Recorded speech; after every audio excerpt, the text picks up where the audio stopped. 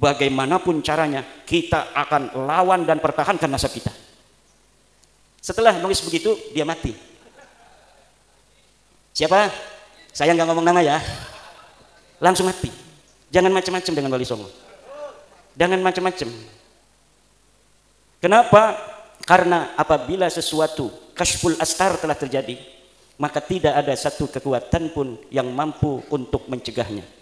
Kalau orang berani untuk berdiri tegak ketika ada bulldozer, maka dia akan terlindas oleh bulldozer. Siapapun dia.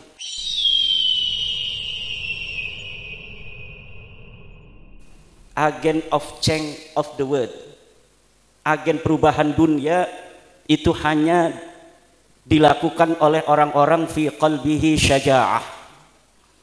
Perubahan apapun di dunia ini, peradaban dibangun oleh man fi qalbihi syaja'ah, para kesatria.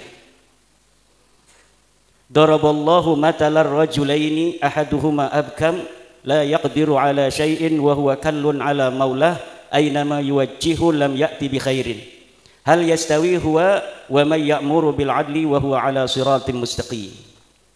Manusia itu ada dua. Allah membuat perumpamaan jenis manusia itu seperti dua orang laki-laki. Pertama, laki-laki yang bisu, seorang hamba sahaya yang ia tergantung kepada tuannya. Aynama yuwajjihu ay yatawajjah fala ya'ti bi khairin. Di mana saja tuannya itu menyuruh, dia akan bekerja, tetapi lam ya'ti bi khairin. La ya'ti bi khair, dia tidak akan bisa melakukan apapun yang terbaik. Hal yastawi huwa wa may ya'muru bil adli wa huwa ala siratim mustaqim. Apakah orang yang semacam itu sama dengan orang yang dia memerintahkan keadilan dan dia berdiri di atas jalan yang lurus? Dari zaman dulu manusia itu terbagi dua. Ada yang dia mau bekerja li syaja'atihi fi qalbihi li irfanihi wal yaqinih, karena keberaniannya, karena ma'rifatnya, karena keyakinannya. Ada yang dia bergerak ketika maulanya, majikannya menyuruh. Aina ma yuwajjihu la ya'ti bi khair. Di mana saja tuannya menyuruh, dia akan bekerja. Tidak didasari oleh apa keyakinan yang ada di dalam jiwanya. Dan PWI itu termasuk orang-orang ya'muru bil adli wa huwa ala siratim mustaqim. Dia adalah orang-orang yang memerintahkan kepada keadilan dan dia berdiri di atas jalan yang lurus. Bagaimana tidak lurus? Wal takun ummatun yad'una ilal khairi wa ya'muruna bil ma'rufi wa yanhauna 'anil munkari wa ulaika humul muflihun. Ini PWI. Ciri pertama PWI adalah yad'una ilal khair, menyeru manusia kepada kebaikan. Ini yang harus dijaga. Wa ya'muruna bil ma'ruf, dan memerintahkan kepada kebajikan, kepada kema'rufan, kearifan lokal. Wa yanhauna 'anil munkar, dan mencegah dari kemungkaran. Wa minal munkarati may yantasibu ila ghairi abihi bi ghairi haqqin. Dan daripada kemungkaran adalah yang ada di depan mata kita hari ini, orang yang bernisbat kepada leluhurnya yang bukan leluhurnya, fadlan anintisabihim ila Rasulillahi Muhammadin sallallahu alaihi wasallam bizuri wal kadzib. Apalagi orang-orang yang hari ini kita lihat berintisab kepada Rasulullah dengan dusta dan penipuan.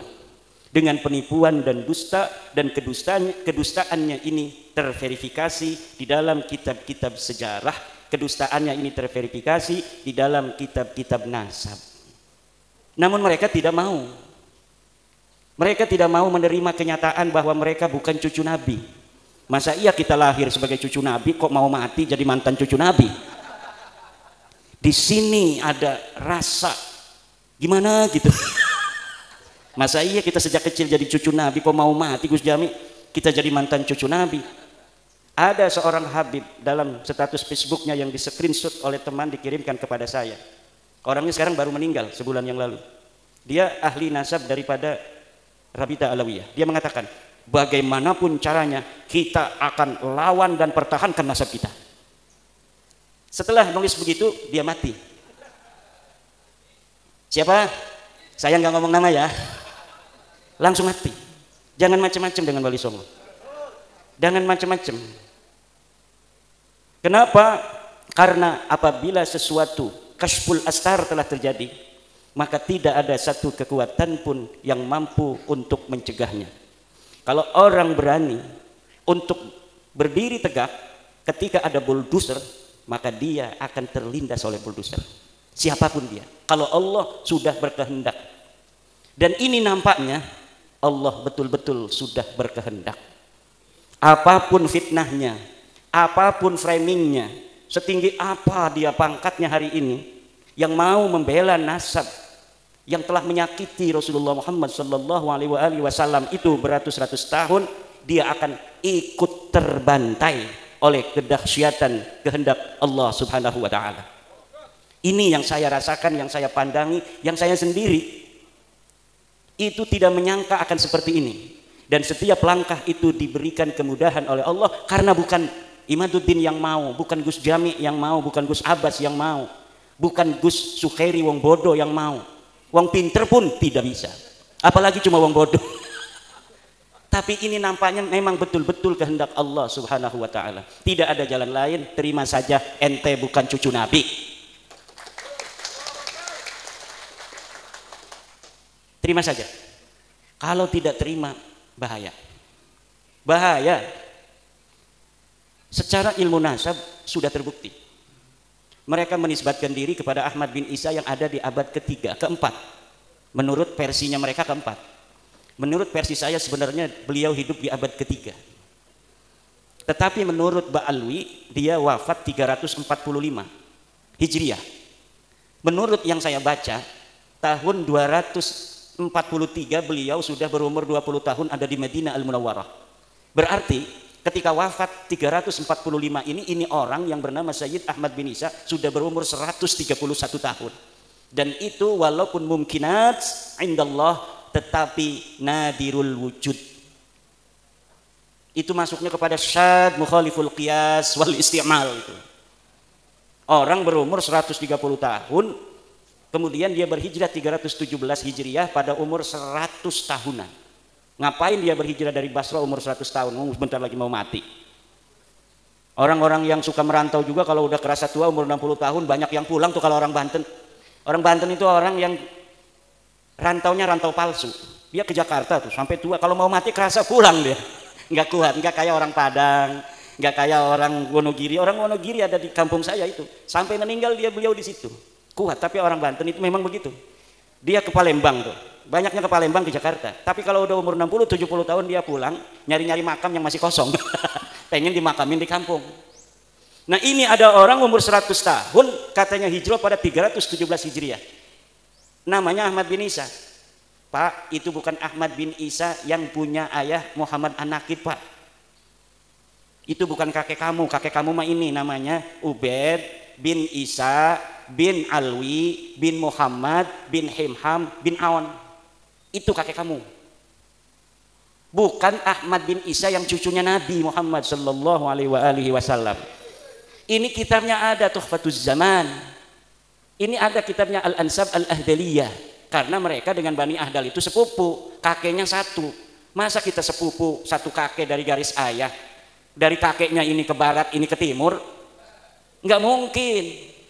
Lalu kalau masih mengelak dari sisi ilmu nasab, dari ilmu sejarah, tes DNA sekarang memverifikasi bahwa memang mereka bukan keturunan Arab, mereka orang Ajam. Ba'lawi ini orang Ajam. Wajahnya dia mirip kayak orang Arab, setitik doang mirip, gedelong ini bener-bener baca selawat malah Arab, gedelong deke kayak orang Arab. Bukan, mereka bukan orang Arab dan mereka bukan keturunan dari baginda kita Nabi besar Muhammad sallallahu alaihi wasallam. Dalam darahku mengalir darah Rasulullah. Nanti getihmu diperiksa. Batur-bature dulur-dulure wis diperiksa 180 wong ning Yaman wis diperiksa. Ya kabeh haplo grupe G. Mayoritas G, ana sing E, ana sing R siji loro iku berarti wong sing dibaklawi kaken. Dudu baklawi karena wong gedean bengene. Iku dibaklawi kena. Padahal dudu baklawi, kayak Wali Songo dibaklawi no. Jadi dari dulunya memang ada upaya-upaya perebutan tokoh-tokoh yang dia bukan keluarga Ba'lawi, kemudian dibaklawikan. Buktinya mana? Hasil tes DNA 180 itu 99% G, tapi ada beberapa orang yang beda. Nggak mungkin orang yang satu kakek katanya dari sama-sama kakeknya Ubaid, garis lurus laki-laki, tiba-tiba anak cucunya bedo-bedo, ora bakal. Saya tanya kepada Dr. Sugeng Sugiharto dari Badan Riset dan Inovasi Nasional, bagaimana ini kemungkinan mereka cucu Nabi? Kata Dr. Sugeng, mustahil. Mustahil ning akidah iku apa artinya? Mual bakal, ora ta'alluq lil mumkinat ora. Mustahil mah sesuatu yang tidak mungkin terjadi. Seperti Allah itu ada dua, itu hukumnya mustahil. Jadi seperti hukumnya Tuhan itu ada dua, begitulah hukumnya Ba'lawi ini keturunan baginda Nabi besar Muhammad sallallahu alaihi wasallam. Jadi siapa bae wong sing masih ngebela, iki kita wedi bukan mancingen ning wong sing man yu'dzi Rasulullah sallallahu alaihi wasallam. Walladzina yu'dzuna Rasulullah lahum adzabun alim. Al-Qur'an sing ngomong. Walladzina yu'dzuna Rasulullah lahum adzabun alim. Dan orang-orang yang menyakiti Rasulullah, mereka akan mendapatkan siksa yang memedihkan. Alimun bimakna mulimun. Siksa yang memedihkan. Bagaimana kalau mereka Rumel Abbas, Romli Al-Idrus atau Idrus Romli, pembela-pembela Ba'lawi itu nanti ketemu Rasulullah Muhammad sallallahu alaihi wasallam. Betapa malunya mereka nanti ketemu Rasulullah Muhammad sallallahu alaihi wasallam dalam keadaan mereka membela orang-orang yang mencangkok nasab Rasulullah Muhammad SAW, mengaku keturunannya, namun mereka bukan keturunannya. Oke lah, dulu-dulu mereka tidak tahu hukumnya itu laisa alaikum harajun fima akhta'tum bih wa laisa alaikum junahun fima akhta'tum bih. Kalian tidak berdosa terhadap kesalahan menyebut daripada keturunan itu di masa-masa yang lalu karena kamu tidak tahu. Walakin ma ta'ammadat qulubukum, tetapi yang berdosa itu sudah tahu tapi sengaja tidak mau menerima. Kita sudah kasih tahu kan, sayang sini sayang, beb sini beb, cucu Nabi, ya saya cucu Nabi, saya bin Ubed bin Ahmad bin Isa. Sayang, ini Ubed bukan anaknya Ahmad. Kakek saya ngomong begitu, hei Yahudi pesek, hei jangan Yahudi pesek, sabar, jangan marah-marah, sabar. Ini kitabnya nih Tahdhibul Ansar. Nggak ada bapak kamu itu Ubed namanya anak Ahmad bin Isa. Ini kitab abad kelima ini namanya Tahdhibul Ansab karya Al-Ubaidili. Ini kitab Al-Majdi karya Al-Umari. Ini sebut, cari bapak kamu itu ada enggak? Ini tidak ada itu berarti bukan berarti tidak ada, tidak ditemukan berarti tidak ada. Kalau di kitab ini tidak ada, di kitab lain bisa jadi ada. Mana kitab lainnya? Enggak ada. Kalau kitab lainnya enggak ada, lalu gimana? Kita cari lagi kemana-mana enggak bakal ada. Karena memang tidak ada. Bagaimana sesuatu yang tidak ada diadakan? Namanya itu nasab jadi-jadian. Betul apa enggak ya Syarif? Yai Ansori punya anak berapa? 3. Anaknya cuma 3. Namanya siapa-siapa? Maulana Ansori. Ini Amul Maula Ansori. 3. Nur Aini Ansori. Nah, Nur Aini ini catat. Namanya anaknya 3 tuh. Nur Aini, Maulana Ansori, dan satunya Ni'amul Maula Ansori. Kan udah 3 tuh. Catat tuh kan, 3 misalnya. Lalu 100 tahun lagi, karena ini orang besar, cucu daripada Joko Tingkir, lalu ada yang ngomong anaknya 4, tambah Samlawi. Sedang beliau ini bikin apa namanya catatan pribadi. Ada kitab Tangkihul Qaul dicatat anak saya 3. Ini kan bukti sejaman. Ada lagi buku harian catat anak saya 3, anak pertama lahir tahun sekian, anak kedua tahun sekian, anak ketiga tahun sekian. Ya anaknya cuma itu aja, Maulana Ansori, Nur Aini, sama satunya itu nggak ada Samlawi. Kata yang ngaku-ngaku keturunan dari Ki Ansori itu ada, tapi tidak dicatat. Dalilnya dalam kaidah ada adamul wujdan la yadullu ala adamil wujud. Apa katanya? Adamul wujdan la yadullu ala adamil wujud. Tidak ditemukan bukan berarti tidak ada. Betul, ada kaidah itu. Tidak ditemukan bukan berarti tidak ada. Ada orang bawa motor ke rumah, bawa kunci, cerek, kuncinya diambil, dicantolin di paku. Dia lupa paku yang mana, apa di kamar ini. Oh nyari-nyari dia, istrinya mau cepet anterin saya ke pasar, nggak ada kuncinya. Kata istrinya, adamul wujdan la yadullu ala adamil wujud. Betul itu, karena ada apa? Lahu qarinah, ada qarinah. Apa qarinahnya? Dia punya motor. Dan kalau dia itu naruh motor depan rumah, biasanya kuncinya dibawa ke dalam dan biasanya dicantolin. Dicari-cari nggak ketemu bukan berarti tidak ada. Ada kuncinya dalam rumah tapi belum ditemukan. Tetapi dia harus punya lahu dalilun wa hujjatun wa qarinatun. Qarinahnya apa? Adanya motor di depan rumah, motor dia. Masa iya dia punya motor nggak punya kunci? Betul apa tidak? Kemudian dia biasanya bawa kunci itu ke dalam rumah. Kemudian dia ingat naruh di paku. Itu qarinahnya banyak, hujahnya banyak, dalilnya banyak. Hanya belum ditemukan aja itu kunci. Tapi Ubaid ini sebagai anaknya Ahmad itu laisa lahu qarinah, laisa lahu dalil, wa laisa lahu hujjah. Enggak boleh pakai dalil la adamul wujdan la yadullu ala adamil wujud. Tetapi pakai dalilnya adalah al ilmu bi adami dalili dalilun. Mengetahui tidak adanya dalil adalah dalil bahwa memang orang itu tidak ada. Atau memang minimal orang itu bukan anak Ahmad bin. Yang kedua pakai dalilnya adalah la ibrata bidzannil bayyini khata'uh. Tidak direken, tidak dihitung sebuah sangkaan yang telah jelas salahnya. Guru-guru kita, yai-yai kita, mbah-mbah kita tidak pernah nanya-nanya silsilah kalau ada Habib. Ada Habib, ana Habib, turunan Nabi, Masya Allah, terima kasih Bi, barokah doain pondokane. Doa Allah masyaallah. Siapin, gak punya duit juga. Alhamdulillah. Kenapa? Husnudzon, namanya husnudzon, namanya dzon, namanya kita terima saja, mudah-mudahan ada barokah. Kata ketum juga barokah kalau kita husnudzon. Betul, orang husnudzon itu barokah. Tetapi apabila sebuah dzon itu qad tabayyana khata'uhu fala sabila lahu bidalil, maka tidak boleh lagi dijadikan dalil. Kalau sudah ada dalilnya nggak bisa. Yai Syakir misalnya orang Bekasi, tiba-tiba ada tetangganya yang meninggal ibunya, bayinya lahir di rumah sakit, dibawa ke Tuban untuk menjaga kehormatan kemuliaan anak ini. Kasihan nggak punya ibu, nggak punya ayah. Dikatakan anak siapa ini Yai Syakir? Anak saya. Husnudon semua, bisa jadi anaknya Yai Syakir bener. Maka ditanya sama orang-orang desa, itu anak siapa? Anak Yai Syakir dari Bekasi, namanya Zon.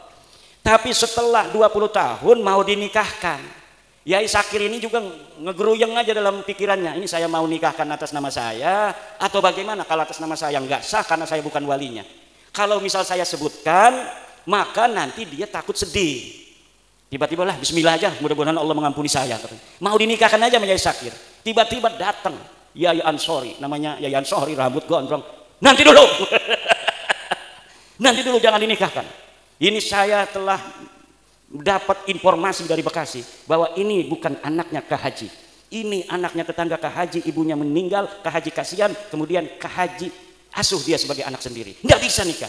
Mana katanya dalilnya? Ini tuh rumah sakitnya, ini bukti dari rumah sakit bahwa ini bayi anaknya Samlawi, Samlawi lagi, ibunya Samsiah, bukan anak Kak Haji. Dulu-dulu kalau orang sampai ditanya di pengadilan pun, di pengadilan Tuban, ini si anak ditanya, hei apa namanya Gus Jami, anak siapa itu? Kamu bersaksi di depan pengadilan setelah disumpah. Saya tanya kata hakim, anak siapa itu? Anak Yai Syakir. Sah apa tidak? Sah.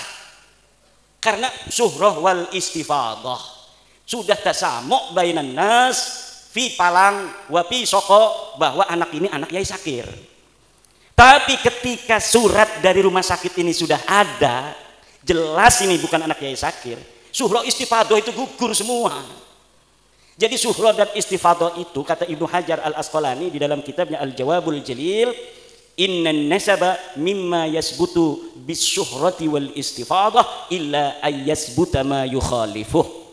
Nasab itu sebagian dari sesuatu yang bisa ditetapkan dengan suhroh dan istifadah. Suhroh istifadah itu kesaksian tanpa melihat, cukup mendengar dari orang-orang saja. Orang mengatakan itu anak Yai Syakir, kita percaya saja itu anak Yai Syakir. Kalau ditanya oleh hakim anak siapa, kita tidak dianggap berdosa, tidak dianggap berbohong kalau mengatakan anak itu anak Yai Syakir, karena sudah suhroh dan istifadah. Dulu sebelum ada penelitian nasab Ba'lawi, orang yang mengatakan Ba'lawi turunan Nabi itu tidak berdosa. Kenapa? Sudah suhroh wal istifadah. Tapi ketika surat lahirnya ada bahwa Ubaid ini leluhur mereka bukan turunan Ahmad, ya ndak boleh. Kan kitabnya sekarang baru ditemukan. Kitab-kitabnya ini banyak, itu sekarang baru ada di Indonesia. Dulu Mbah Hasyim Asy'ari itu nggak mau baca-baca genap nasab-nasab ngatosin ati. Saya aja ini kerasa artinya atos 2 tahun mikirin nasab. Biasanya bacanya hikam. Baca Quran baru setengah ayat udah menangis, sekarang 10 ayat baru terasa. Kenapa? Atas baca kitab nasab gitu. Nasab dewek duduk. Tapi kewajiban la yajuzu lil alimi kitmanu ilmihi fi hadzal bab. Tidak boleh bagi orang alim untuk menyembunyikan, haram hukumnya. Kalau misalnya Yai Ansori tadi tahu si perempuan itu bukan anaknya Yai Sakir, mau dikawinkan saja oleh Yai Sakir, hukumnya haram. Karena nanti akan berzina seumur-umur itu, kehitungnya. Anaknya tidak sah dinikahkan oleh bukan ayahnya, kok ayah angkat tidak sah menikahkan, tapi Yai Sakir menikahkan yang bukan anaknya. Anaknya mengira bahwa dia itu sudah sah nikahnya, padahal indallahi la yasihhu, inda Syekh Sakir sendiri la yasihhu, inda Ki Ansori juga la yasihhu. Nah ini, nah kita sekarang kasihan sama mereka. Wes dok aja marah-marah dok. Sila tutup putunin Nabi, wong lian bisa tutup putunin Nabi dari bupati. Ki Abdul Hamid Mujib nyalon wali kota, orang ngandel nasab. Jokowi raja kita, raja besar. Ini raja besar Jokowi, jangan macam-macam. Raja besar mengalahkan Raden Wijaya, apalagi Patih Nambi. Apa yang Tuban? Ranggalawe. Itu masih leluhur saya itu. Saya masih punya sila ke Ronggolawe, Lembu Peteng, macam-macam amat, Kebo Anabrang segala macam. Itu ada. Orang-orang dulu itu rajin mencatat silsilah. Ada juga yang tidak sama sekali mau. Kebetulan ada orang yang rajin nyatet dari ponak-ponakan sepupu-sepupu. Ya akhirnya kita tahu bahwa ada gerobogan di Joko Tarub segala. Saya ini masih turunan bidadari Pak. Nawang Wulan. Joko Tarub kan ada di gerobogan tuh. Lah itu tidaklah ada artinya sebuah dzon apabila sudah ada bukti. Tidak bisa. Ada lagi yang bilang jangan fitnah Ubaidillah, Imam Al-Ubaidillah. Imam apa, orang nggak ada namanya di dalam sejarah. Mujtahid mutlak itu kan sebangsanya Imam Syafi'i. Yang semasa dengan Ubaidillah itu banyak ulama-ulama disebutkan di dalam kitab. Kitab-kitab di Yaman tuh banyak yang dikarang dari abad ke-4, ke-5, ke-6, ke-7, ke-8, ke-9. Katanya di Hadramaut tidak ada kitab yang dikarang karena lagi perang.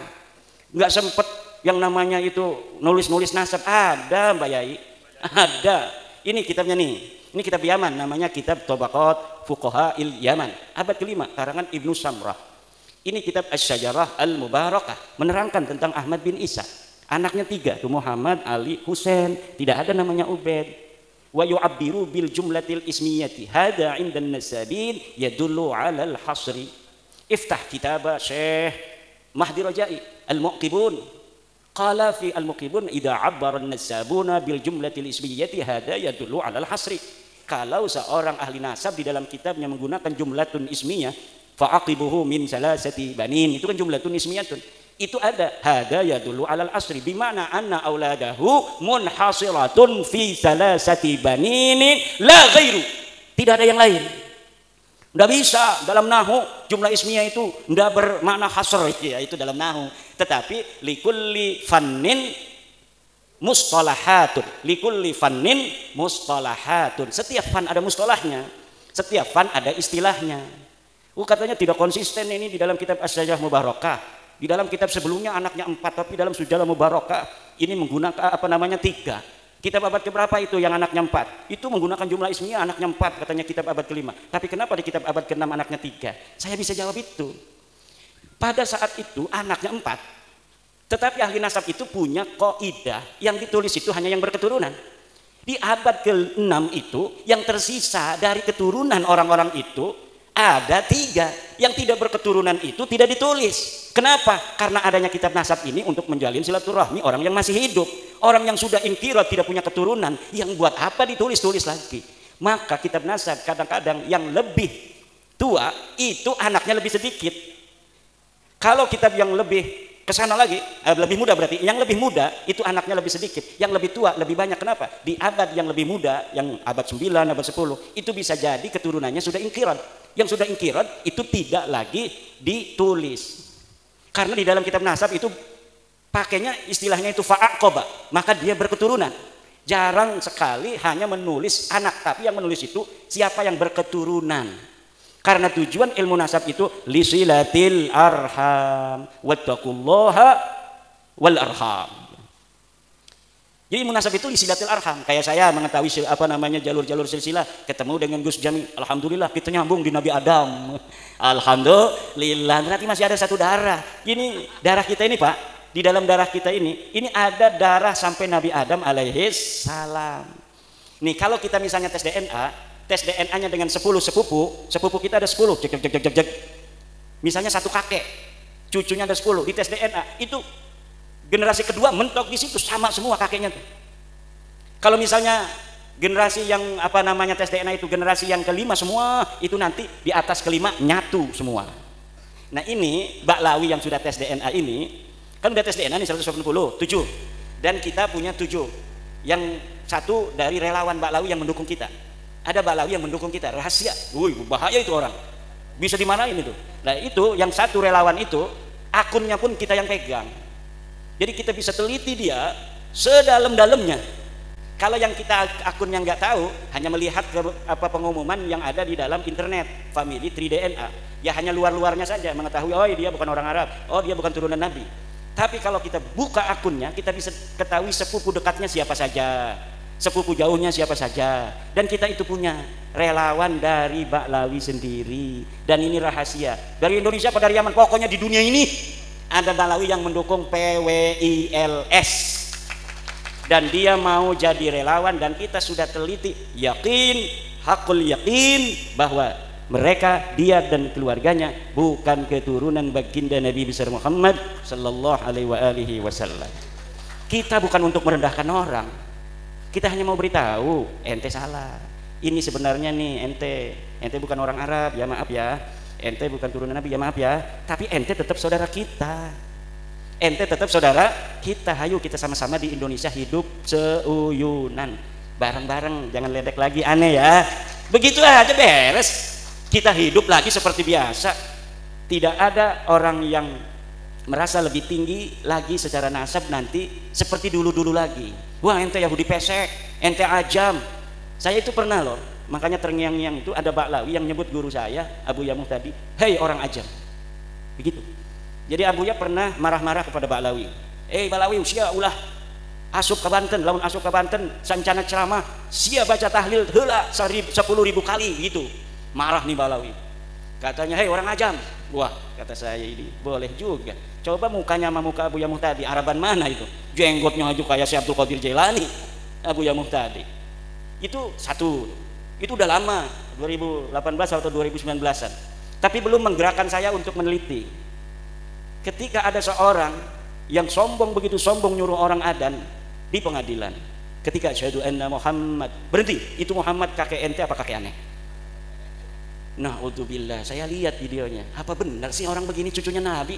Saya sering membaca sejarah-sejarah para turunan Nabi, Ali Zainal Abidin, As-Sajjad itu, yang matanya penuh linangan air mata. Kalau dia ketahuan sebagai cucu Nabi, dia pindah lagi ngontrak rumah supaya tidak ketahuan. Kalau dia dikatakan sebagai cucu Nabi, saya katanya takut kalau saya berbuat dosa, Allah akan menimpakan saya 2 kali lipat dosa daripada orang lain.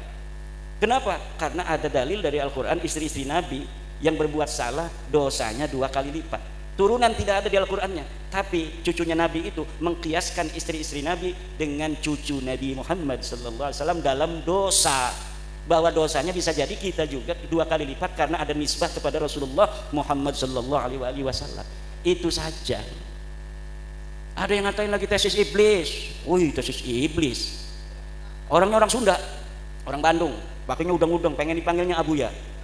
Kan kalau Abuya di Banten Saumat Dahri, dhahara zuhduhu wa dhahara wara'uhu wa qara'a al-kutub al-mu'tabara min al-fiqhi wat tafsiri wal hadis. Kita fikihnya dari mulai Fathul Mu'in, Fathul Wahhab, Fathul Munhaj, Nihayatul Muhtaj, Mughnil Muhtaj, beres semua.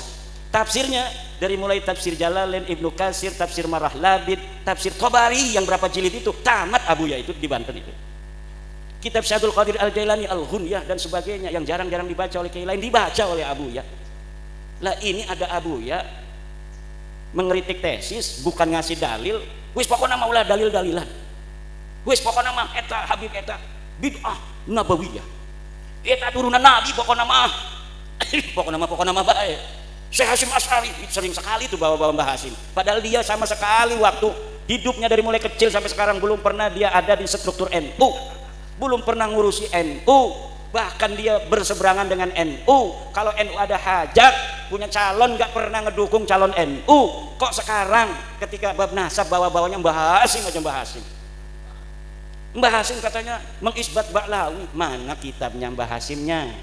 Kalau misalnya ada muridnya Mbah Hasim, mana saksinya yang masih hidup mengatakan Mbah Hasim mengisbat Ba'lawi? Tidak ada. Mbah Hasim itu kalau ada Habib dihormati, kiai masih siapa aja dihormatin. Kalau datang dikasih kopi, dikasih kue, begitu. Mbah Khalil Bangkalan katanya, hormat kepada Habib. Ya hormat mak kiai kita, semua orang dihormatin. Dihormatin, tapi ada enggak Mbah Khalil mengisbat? Mbah Khalil itu sering nulis kitab loh. Ada enggak kitabnya? Yang mengisbat itu Imaduddin Usman Ba'lawi, itu kitab dulu saya, Fiqratun Nahdiyah. Saya mengisbat Ba'lawi, jelas itu kalimatnya. Wa min duriyatin Nabi atau wa min ahli baitin Nabi Ba'lawi, itu namanya mengisbat. Astagfirullah. Ya kan itu walaisa alaikum junahun fima akhta'tum bihi. Tidak berdosa saya. Makanya Hanif Alatas itu pakai dalilnya kitab saya, ngajar saya. Kalau Imaduddin sekarang itu katanya dia kemasukan apa? Tapi ada ulama Banten namanya Syekh Imaduddin Usman Al-Bantani. Wih, lengkap itu. Dalam kitabnya Al-Fiqratun Nahdiyah. Dia mengisbat Ba'lawi. Gimana lagi? Gayanya kan hebat Gelori. Kalau kita kan kurang gaya, kiai-kiai kita itu ngajar Fathul Muin aja. Dengan tido mereka aja. Tidak meyakinkan. Padahal mah yudhiru tawadhu. Yudhiru atau kiai kita itu tidak meyakinkan kalau dibandingkan dengan ada orang-orang begitu. Kalau dulu nggak ada orang begitu ya karena semua begitu beres. Tapi karena sekarang ada saingannya tidak fair, framing segala macam semacam-macam lah gayanya. Akhirnya kiai kita yang betul-betul alim, tafahum fiddin, tafaqquh fiddin, itu kelihatan tidak alim. Sementara orang yang pidatonya hebat, saudara-saudara, wallah DNA itu haram.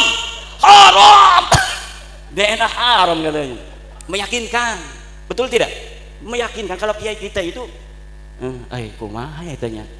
Aduh aing mah teu sanggup cenah eta ieu kiai tahajudna sawengi cenah 200 rakaat. Waduh jauh aing mah. Itu kiai saya mah kalau ngaji begitu. Kalau ada cerita kiai-kiai yang katanya tahajudnya 200, dia ngomong, ieu mah lain bangsa urang. Naon lain bangsa urang? Ini mah bukan kelas saya. Selalu ngomong begitu. Tapi zaman sekarang ini karena ada orang-orang yang mengajarkan gaya lain dari gaya Wali Songo yang tawadu, itu kalau ada terangin makrifat, orang yang sudah makrifat pada Allah, dia dalam sholat, jangankan istrinya, anaknya, dirinya sendiri, Masya Allah, tidak ingat kalau dia sedang sholat karena khusyuk kepada Allah. Hari model kiai mah jauh, model kiai mah. Kalau dia tidak menunjuk dirinya, zaman sekarang tuh, nunjuknya pada jamaah, model kiai mah jauh. Kalau kiai dulu yang ditunjuk dirinya sendiri. Iya mah jauh lain bangsa orang. Duduk kelas kita iki, duduk kelas kita iki. Begitu gaya kiai-kiai kita dulu. Makanya yai sekarang gayanya agak dirubah. Allahu Akbar, masyaallah. Coba tadi lihat anak-anak kita lagi marhaba. Tunduk. Begitu gaya-gayanya. Karena yang diajarkan ketawaduan, akhlak. Tapi sekarang orang yang lagi marhaba, Allah. Waalaikumsalam. Enggak ada yang assalamualaikum di waalaikumsalam lagi marhaba. Ditanya sama orang setelah dari marhaba, tadi lagi marhaba kamu ngomong waalaikumsalam, Rasulullah mengucap salam kepada kita semua, dan Rasulullah menyampaikan salam untuk semua jamaah yang hadir di sini. Masya Allah, dapat barokah orang-orang Soko pada hari ini karena kedatangan daripada aneh Imaduddin Usman. Masya Allah, Rasulullah sampai titik salam kepada kita semua. Gayanya begitu. Na'udzubillah, kita tidak diajarkan seperti kita ala manhajil auliya ittis'ah. Kita manhaj Wali Songo yang arif dan bijaksana, berdakwah dengan ramah tidak marah, berdakwah dengan manis tidak bengis, berdakwah dengan beradab tidak biadab. Wallahu huwal muwaffiq ila aqwamit thoriqin. Wassalamualaikum warahmatullahi wabarakatuh.